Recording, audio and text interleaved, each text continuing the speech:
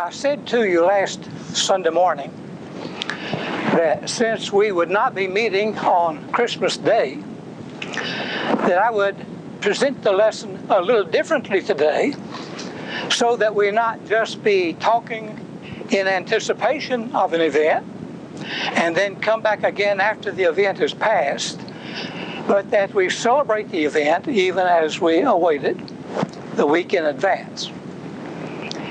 During Advent, our lessons have been on the songs of the suffering servant. 4 songs, 4 weeks. Today's lesson is on the 4th song of the suffering servant. Suffering is a part of life. And while we celebrate the joys of life, we have to come to terms with the suffering that is parallel to it. 40 years ago, that Charles Schulz, in his Peanuts comic strip, put on a television program which he called It's Christmas, Charlie Brown. And in the course of that program, there was a moment when Charlie Brown despaired of all the commercialization of Christmas. And he said, "What is Christmas all about anyway?" Linus gave the answer immediately. After the query from Charlie Brown, Linus then proceeded to tell the story of the birth of Christ from the book of Luke. Let me take it one step further in a contemporary sense. What is Christmas all about? It is all about reconciliation to God. That and all that grows from that one particular thing. But the purpose for Christmas was to bring about a situation where we can be reconciled to God and we will be at peace with Him. Now, we are living in the era of the Christian era. The Messiah has come. We have recognized His coming. We celebrate it at Christmas. We follow His life up until the moment that He gives His life, and Easter is a celebration of the victory of His life. And so all that God sought to bring about should be evident in the world today. Reconciliation is here. A recreation of Eden. Eden was perfection, except for one thing. There was a serpent in Eden. The world today cannot be that which was promised on the eve of Christ's birth, of peace on earth, goodwill among all, cannot be a reality because the serpents are still in the garden. We tend to overlook the serpents, try to build upon the victories and the positives, but as long as the serpents are there, the kingdom of God will not come on earth, but it will come in our hearts. That's the true celebration of Christmas. It has come in our hearts while we are awaiting its coming in the world. When we accept Christ and allow Him to control our lives, then that reconciliation has been brought about. We are living in the kingdom of God, and all of the promises of Christmas have been fulfilled. Now, in that sense, I wanted to share with you this as our Christmas lesson. If I were to give it a title, the title would be Trying to Make Christmas Match the Christmas Card. What beautiful cards we've gotten from you in our home this season. And as I look at the cards, I see you, because what is portrayed on that card is what is in your heart. You chose it because this represents you. We try to choose the card that best reflects our feeling of Christmas. And so, it was Christmas Eve. A stranger stepped heavily through the doorway of a department store. His body chilled from having walked upon the streets outside. And the moment that he stepped through the door, that wall of heat paralyzed him. For a moment, he lost all sense of where he was. And in that moment, he was carried along by the crowds that were crowding the aisles of the department store. He could hear faintly the playing of the music over the loudspeakers. It was all festive. Should have been joyful. But the crowd was rude and ruthless as they pushed him along the aisle until finally he came to a place where he could slip out of the crowd, a place that was vacant. He leaned heavily back against the counter, and then he realized why there was no one there. This was a counter where Christmas cards had been displayed for sale, and nobody was buying Christmas cards on Christmas Eve. And so he gained his composure there in that still place while the crowds moved by.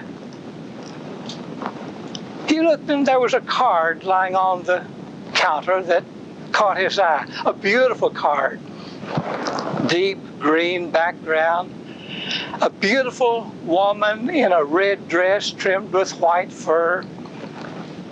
And atop the card were the letters in gold. Merry Christmas.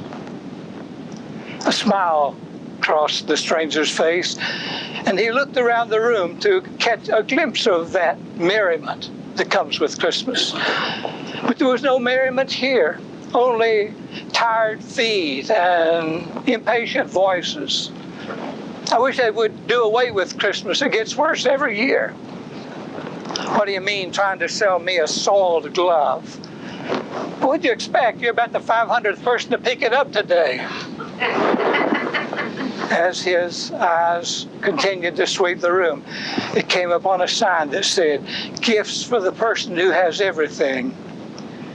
A mink handle toothbrush, gold toothpick, an expensively crafted flagon of cheap toilet water.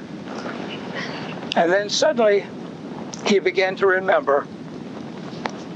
Just shortly before he came into the building, he had been walking on a back street. It was the inner city, poverty everywhere. As he walked along the street, he came upon a little boy whose shirt was tattered and the wind was whipping about him, and he was clutching an old mongrel dog to try to keep warm. And as the stranger walked by, he paused for a moment at a tarp paper shack. He looked through the window. There was no hangings on the window. It was bare and open. And as he looked through, he saw a little girl sitting on the floor, peering intently through the seams of a coal heater where there was a flickering of light. There's a tree nearby, a fir tree, but most of the needles were gone. It was a cheap tree that had been almost given away because nobody wanted it, and she had put it in her corner. It was Christmas Eve. Santa would come tonight, but would Santa come to that house? Possibly not. So a wise mother had said, collect all your toys and put them under the tree so it will look pretty when Santa comes, knowing full well that when morning came, that would probably be all that was under the tree. He walked by quickly and paused at a doorway where there was a man in an old army overcoat crouched in the doorway trying to keep warm. The stench of cheap liquor swirled in the air about him. His eyes were bleary. His face was covered with stubble of weeks. But inside that coat pocket, there was a picture that was limp from being much looked at and handled. It was a picture of a handsome young man and a beautiful young woman and children. It was limp and broken from having been looked at many times since he had become an alcoholic and had left his family behind and made his home on the streets. The stranger looked at the card again, that beautiful young woman, and so much that was not beautiful. And so he laid it back in the box, took a deep sigh, closed his eyes for a moment, and then when his eyes opened, he saw a picture of a golden angel blowing a trumpet. And across the top of the card in gold letters was peace on earth. And he remembered the song of the angels on Christmas Eve, how they sang of peace on earth, a promise that the world had awaited for many centuries. At last, peace on earth. And he looked at the picture and he thought, peace is the greatest gift that God can possibly give. And then suddenly he was jolted to reality as someone passing by brushed against him, and he looked up, and it was a young man in a soldier's uniform, limping by, one empty sleeve hanging from the shoulder, pinned up to shorten its length. On his head was a black beret. And suddenly the stranger knew that the story was not what was told on the card. Suddenly he was in Baghdad, and there he saw little children maimed from bombing, from automobiles that were blown up by terrorists.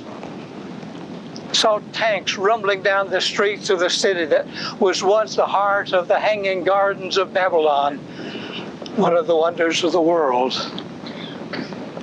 He saw houses half demolished, and he saw people crouching in dark places, guns hanging at their side, awaiting the next gunshot. And then he stepped over an imaginary line into a neighboring country where he knew that there, in these commodious buildings, there were the preparations from atomic bombs, nuclear bombs that could destroy other nations.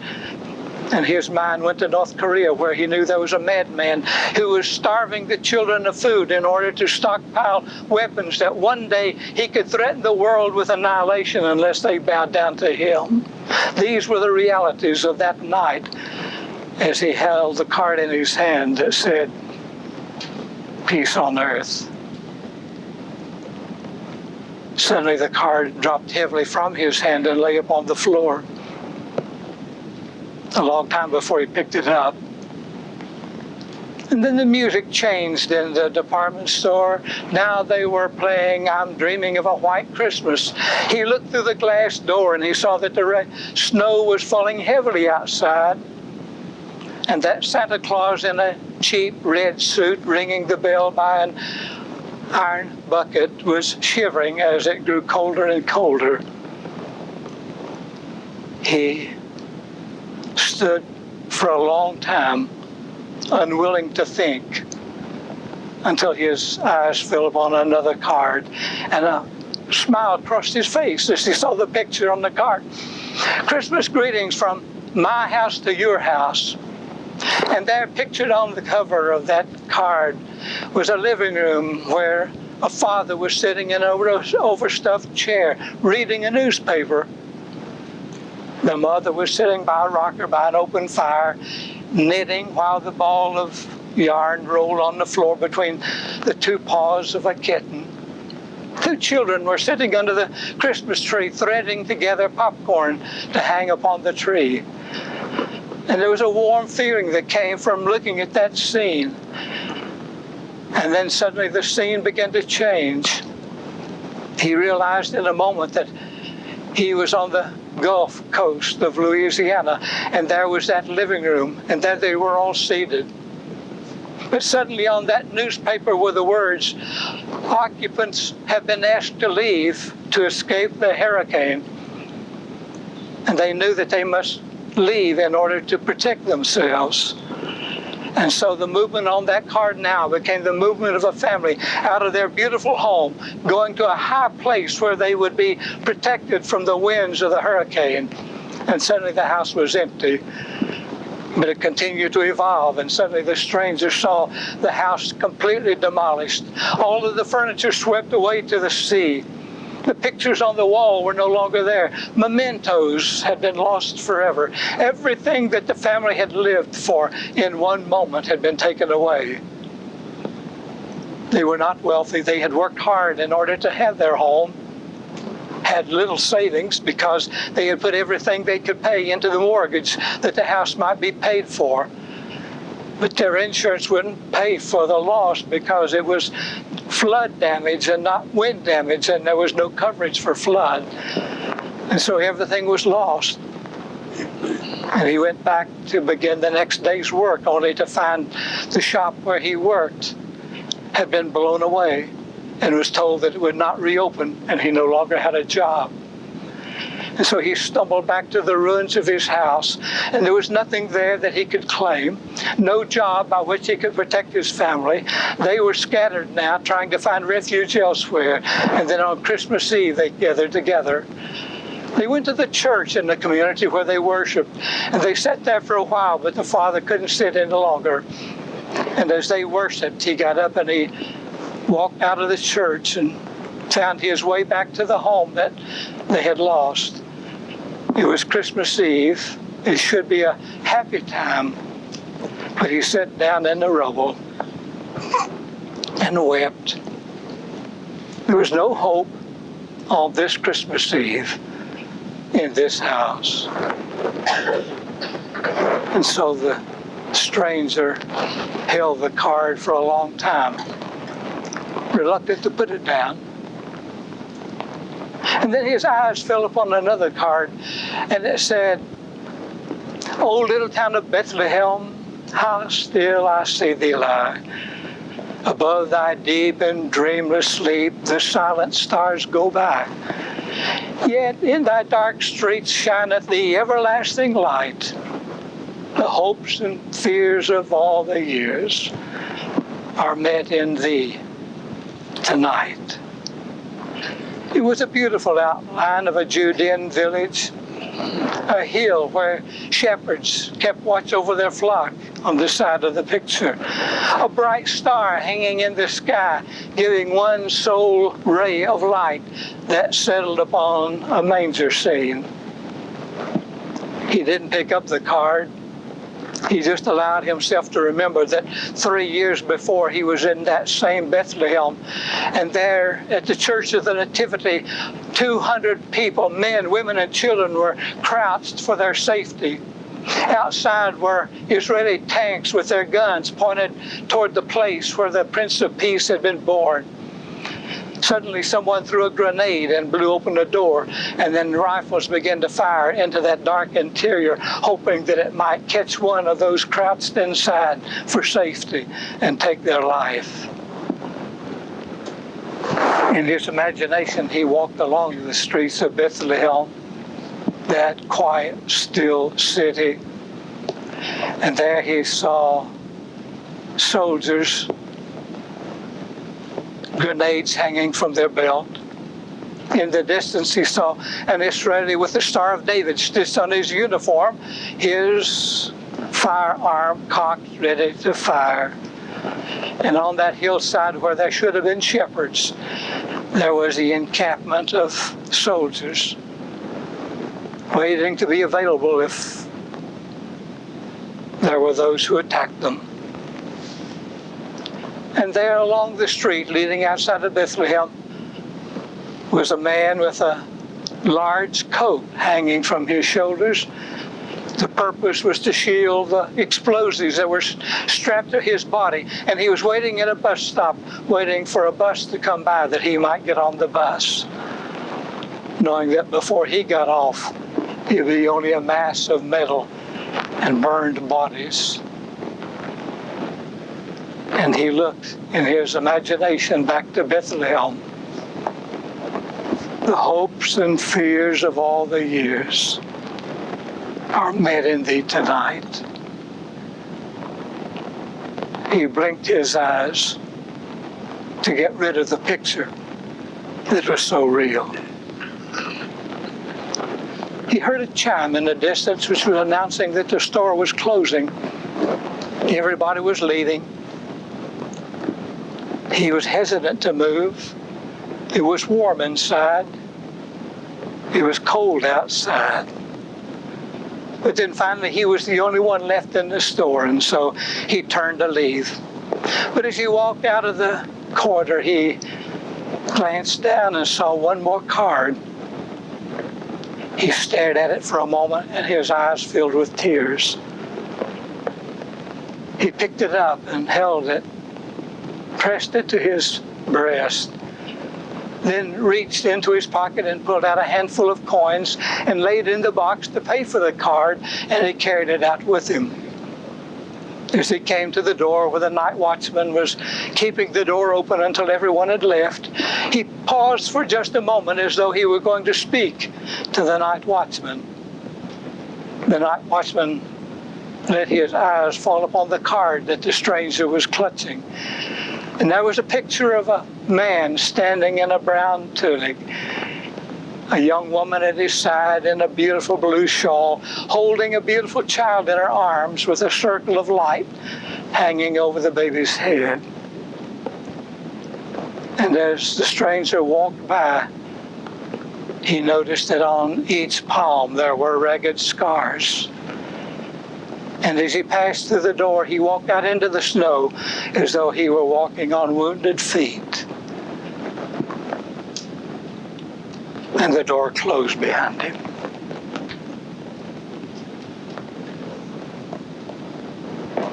The promise of Christmas is a reality in our hearts, but the serpents are still in the garden.